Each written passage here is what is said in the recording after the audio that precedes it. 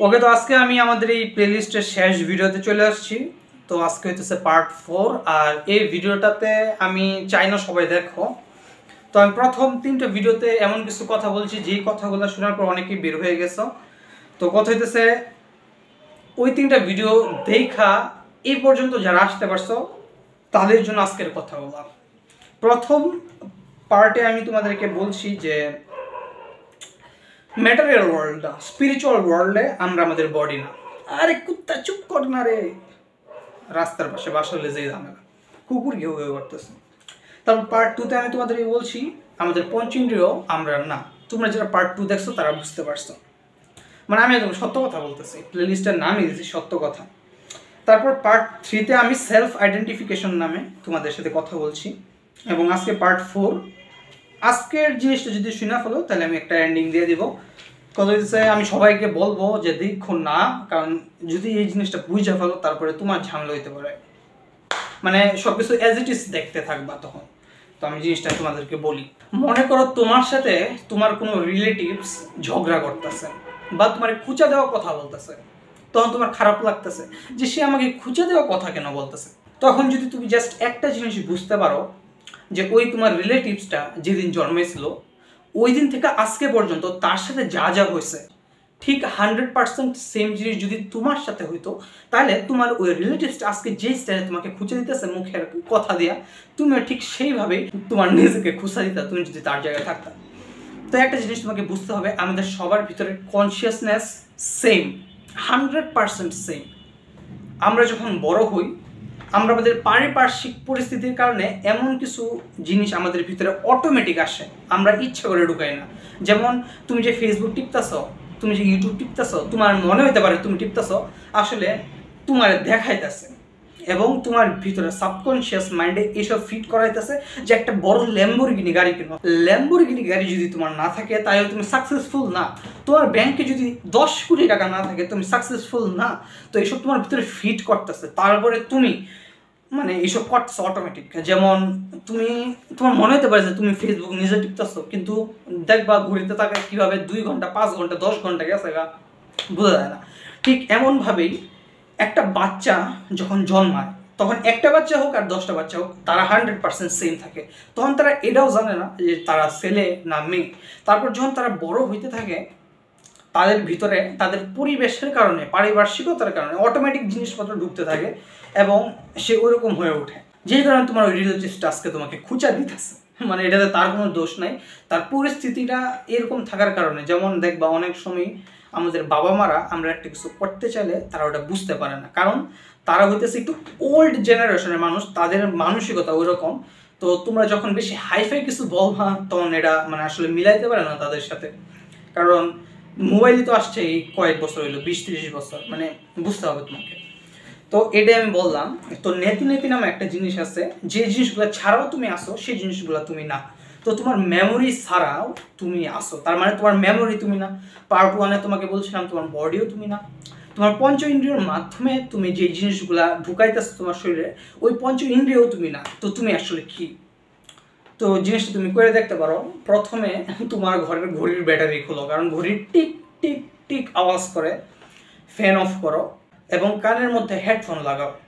তো যখন তুমি তোমার পঞ্চ ইন্দ্রিয় অফ করে দিবা, আশেপাশে কোনো সাউন্ড থাকবে না, তখন ওই সাইলেন্সের মাঝখানে তুমি একটা সাউন্ড শুনতে পারবা। প্রথমে তোমার মনে হইতে পারে যে এটা কোনো রক্ত চলাচলের আওয়াজ বা এটা কোনো সাউন্ড। এটা আসলে কোনো সাউন্ড না, কারণ সাউন্ড কি, 380 থেকে 780 ন্যানোমিটারের ভিতরে এই তরঙ্গ দৈর্ঘ্যের মধ্যে যদি কোনো আওয়াজ হয় সেটাকে আমরা সাউন্ড বলি, সেটা আমরা শুনতে পারি। কিন্তু আসলে ওই জিনিসটা তুমি কোনো তরঙ্গ দৈর্ঘ্যের মাধ্যমে শুনতেছো না, তোমার কানের মাধ্যমে শুনতেছো না, তুমি ওটা ডাইরেক্ট শুনতেছো, মানে ওটা তোমার পঞ্চ ইন্দ্রিয় না। তো ওই সাউন্ডটা একটা এরকম সুন্দর করে যদি তোমার বুঝাই, তোমার কান চাপায় যদি কেউ থাপ্পড় মারে তারপরে একটা সাউন্ড হয় না, অথবা মনে করো কোনো রোগী মারা গেলে তারপরে মানে আইসিইউতে, অথবা ঘন্টা বাজাইলে ঘন্টাটা শেষ হওয়ার পরে, অথবা এই যে ওম চিহ্নটা, এই যে এই ওম চিহ্নটা দেখতেছো, এই ওম চিহ্নটা যার প্রতীক, মানে যে সাউন্ডের প্রতীক, অথবা তুমি বলতে পারো আমাদের সবার ভিতরে আত্মা রূপে ভগবান আছে, ওই আত্মাটা অথবা তুমি এইভাবে দেখতে পারো জিনিসটা যে আমাদের সবার ভিতরে কমন কনসিয়াসনেস হইতেছে এই সাউন্ড অফ সাইলেন্স। এই জিনিসটা আমরা আমাদের পঞ্চ ইন্দ্রিয় দ্বারা শুনতেছি না, মানে এই জিনিসটা হইতেছে সবার মধ্যে কমন। তুমি যদি চুপ করে বসো, ঝিঝি পোকার মতো আওয়াজ অনেকে বলতে পারে, তো এটা আসলে ঝিঝি পোকার মতো আওয়াজও না, এটা হইতেছে, তোমরা জানো নাকি জানি না, এই পৃথিবীর সব কিছু হইতেছে একটা ওয়েভ। ওই ওয়েভটা যদি তুমি কোনো ইনস্ট্রুমেন্টের মাঝখানে দেখো তাহলে ওটা পার্টিকেল লাগে।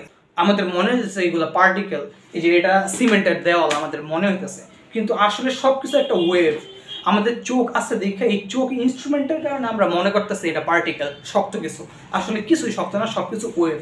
তো ওই ওয়েভ ফর্মটা হইতেছে ওই সাউন্ড অফ সাইলেন্স, যেটা হচ্ছে তুমি আসলে তুমি যে জিনিসটা ঘুমানোর সময় হয়ে যাও, যখন তুমি ঘুমায় যাও তখন মি রিলেটেড থট থাকে না, আমি রিলেটেড কোনো থট থাকে না তোমার মাথায়, এবং তখন টাইম থাকে না। তুমি যখন ঘুমাও তখন ওই সাউন্ড অফ সাইলেন্স থাকে। এটা কীভাবে বুঝবা? সাইন্টিফিকভাবে দেখো, তুমি ঘুমাইতেছো কিন্তু আরেকটা মানুষ ওই সাউন্ড অফ সাইলেন্সটাকে শুনতে পারতেছে। তো ঠিক একইভাবে তুমি যখন ঘুমায় যাও কোনো টাইম রিলেটেড কিছু থাকে না, কোনো কিচ্ছুই থাকে না, জাস্ট মানে মি রিলেটেড কোনো থট থাকে না, পঞ্চ ইন্দ্রিয়দের কোনো কিছু ঢুকতেছে না তোমার ভিতরে, তখন জাস্ট সাউন্ড অফ সাইলেন্স থাকে।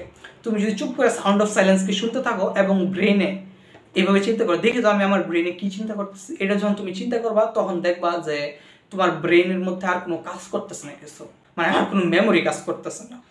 তো তখন যখন তুমি একটা সাউন্ডে শুনতে থাকবা, ওই ফর্মটা তুমি না ঘুমায় আসো না জায়গা আসো, মাঝামাঝি একটা ফর্ম, ওই ফর্মে যখন তুমি থাকবা ওইটাই হ্যাপিনেস, যেটা আমরা ঘুমের সময় হই। যেমন 24 ঘন্টার মধ্যে আমরা সব থেকে বেশি হ্যাপি হই যখন আমরা ঘুমাই থাকি, সেই টাইমটা। ওকে, আর কোনো কথা বাড়াবো না, আজকে প্লেলিস্ট এখানে শেষ। এই 4টা ভিডিও করলাম আমি, এই 4টা ভিডিও আমার এই প্লেলিস্টে থাকবে, সত্য কথা আমার প্লেলিস্টের নাম দিচ্ছি। তো বুঝতে পারতেছো আসলে আমরা যে আমাদের বডিকে মনে করতেছে আমরা, অথবা আমাদের এই মেমোরিগুলোকে সেলফ আইডেন্টিফিকেশনের মাধ্যমে বুঝতেছে যে এটা আমরা, আসলে মেমোরি আমরা না, আমরা হইতেছে ওই সাউন্ড অফ সাইলেন্সটা। তুমি যদি আরও ক্লিয়ার হইতে চাও তুমি সন্দীপ মহেশের ভিডিও দেখতে পারো, কিন্তু ওটা হিন্দিতে। আমার আর কিছু বলার নাই, আজকে সব কথা বলে ফেলছি। Thank you. হ্যাঁ, আমার মনে একটা শান্তি পাবো যে হ্যাঁ জিনিসটা আমি বলছি তোমার ভিতরেও আমি আছি, মানে ওই কনসিয়াসনেসটা, মানে তোমার মধ্যে যদি কোনো সত্যকে জানার ইচ্ছা জাগে তাহলে তুমি এই ভিডিওটা দেখবা, মানে এই প্লেলিস্টটা দেখবা। ওকে, টাটা। তো দেখো, আমরা যখন ঘুমাই যাই তখন বানায় বানায় স্বপ্ন দেখে ওইটার কথা বলতেছি না, যেই স্বপ্নটা আমরা একদম যখন ঘুমের সময় দেখি নিজের কন্ট্রোল ছাড়া, যেখানে নিজের কোনো কন্ট্রোল থাকে না, একের পর এক জিনিস অটোমেটিক হইতে থাকে, তুমি চাইলে অন্য কিছু করতে পারো না, যেটা হওয়ার ওইটাই হয়। তারপর তুমি হঠাৎ করে ঘুম থেকে উঠো আর বলো, ও এটা স্বপ্ন ছিল। এই স্বপ্নটা কখনো ভালো হয় কখনো খারাপ হয়। তো তুমি ঘুমায় ঘুমায় যখন স্বপ্ন দেখো, নিজের কন্ট্রোল ছাড়া কাজ করো, ঠিক একইভাবে তুমি এখন যখন জায়গা আছো, তোমার ভিতরে যেই মেমোরিগুলো আছে ওইগুলোর জন্য অটোমেটিক তোমাকে দ্বারা কাজ হইতেছে। তুমি চাইলে অন্য কিছু করতে পারবে না, তোমার মনে হইতে পারে যে তুমি করতেছো, আসলে তোমার কন্ডিশনের কারণে অটোমেটিক তোমাকে দ্বারা এটা হইতেছে। এই জিনিসটাই খালি বোঝার আছে।